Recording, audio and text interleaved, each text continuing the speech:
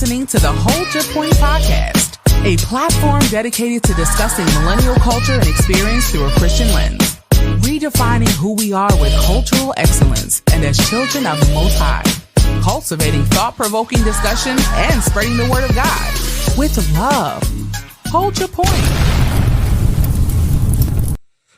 Good morning, good afternoon, good evening. Peace to the planet. This is the Hold Your Point podcast.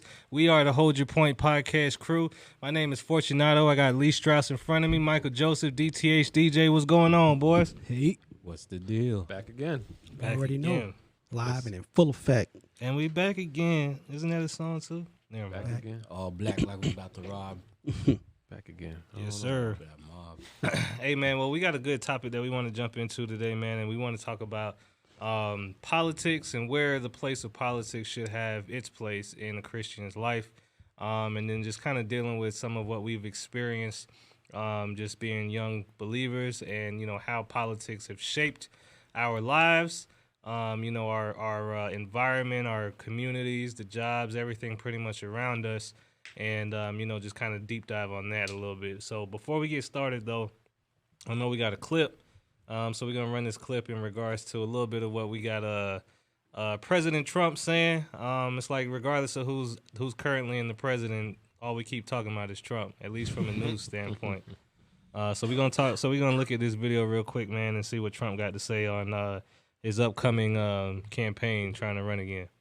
The left-wing gender insanity being pushed on our children is an act of child abuse. Very simple. Here's my plan to stop the chemical, physical, and emotional mutilation of our youth. On day one, I will revoke Joe Biden's cruel policies on so-called gender-affirming care.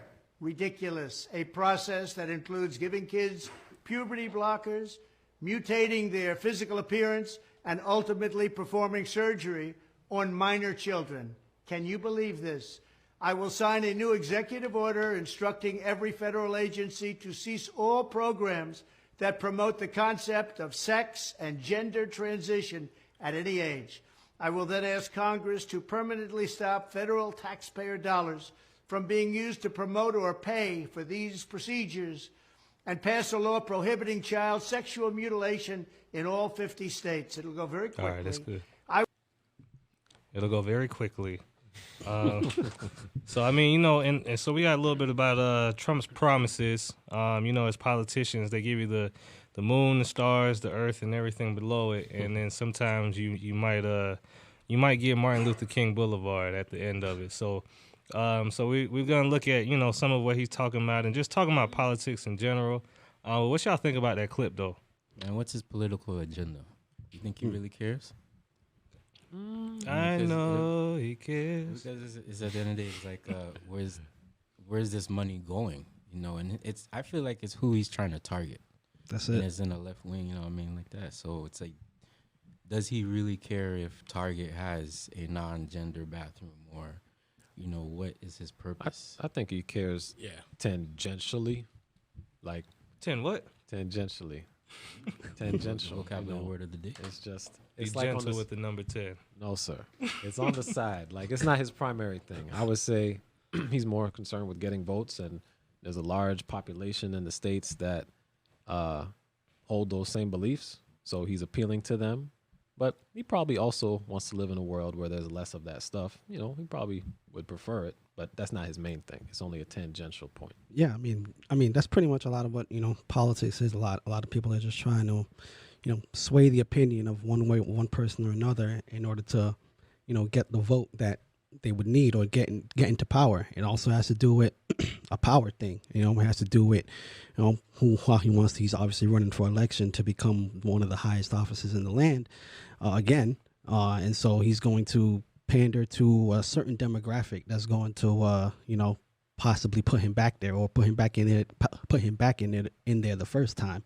And obviously his party is the Republican Party. So he's going to have a lot of Republican views, a lot of views that are considered on the red side or on the conservative side of things. Mm-hmm. And so he's going to say things that is going to make that base, this is like to call it, energized, aroused. They're gonna be like, yeah, let's go Trump, let's go this person. I mean, that's not even to pick on Trump. That's just all politicians. That's all what they're going to do. They're going to pick on, that side of the aisle or that side of the issue, and then speak on it.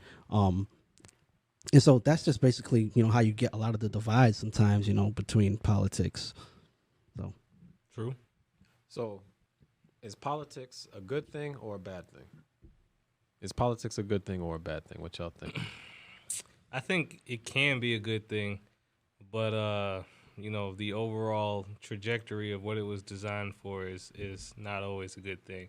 Just like law enforcement, right? I mean, the theory or the idea of it sometimes can be a good thing, but we see it's not holistically a good thing. So I think it just depends, because if we're talking about like on a small scale for like bettering your community and being holding a public office at a local scale like for the city and stuff, then that can be more impactful than being a president in some capacities in certain instances. Yeah, I will agree with that. It definitely depends, but of course, when you have people, they always get into something and corrupt it, right? So where something where it's supposed to be done orderly, they make it unorderly, right? Unfortunately. So, but I think politics can be a good thing. It has its place, especially with the way that things are done here in America, because we're not like North Korea where it's like communist. Like, you're gonna do it as I say. This is how I say it. So I think the way that it's done here in America is good, right? Where you elect certain officials to be in office, but like I said again, it gets corrupt, and then it becomes like a sales thing. And I would say also this, touch back on Trump, because I never actually said anything on it, but I would say a large majority of what Trump says he's going to do, he kind of does it. I mean, because he's not really a guy. He's not your. Except build the wall, right? He didn't do it. He started. He ain't finished. Yeah, he didn't finish. But he's not your, which I think a lot of people appeal to him, because he's not your general politician that's going to tell you lies and tell you how, everything's beautiful and nice. He's going to tell you how T.I. is. So that's my take on it. True. But do y'all think like Christians should have a place in politics, I think, or should hold office? Okay, go ahead. Yeah, no, I holding office, that's a whole different one. But in terms of politics, I think there is a place in it. I just think it shouldn't be maybe a main focus sometimes. Only because I say it like this: politics a lot of times should be, I feel like in my view, should be a reflection of your life. A lot of times, a reflection of how you may want to live. This is why why you may align with a certain principle, or align with a certain person, or align with a certain party.